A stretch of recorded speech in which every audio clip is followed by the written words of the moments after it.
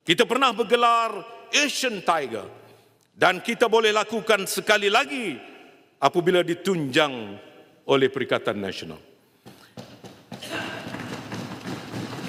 Larut, Kami Kota Melaka, Larut, nak tanya sikit. Kami Larut, bukan kalau jadi kerajaan, menjanjikan siapa bulan akan dan jadi calon bintang, Perdana Menteri?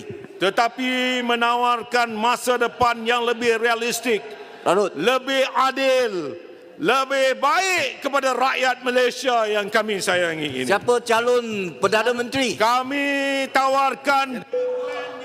Larut mau bagi laluan? Tak bagi. Larut dah bagi. Sila Tuan, duduk.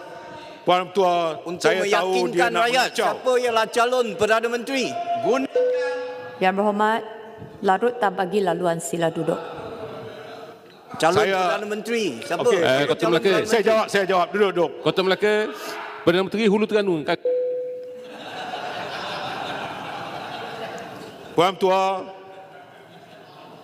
kalau nak tahu, kami di sini semua dah tahu siapa calon Perdana Menteri. Kalau Kota Melaka nak tahu, sila masuk ke Perikatan Nasional. Semua tak tahu siapa akan jadi calon Perdana Menteri. Kalau ikut jawapan daripada Larut, artinya tak tahu siapa lagi. Yang berhormat,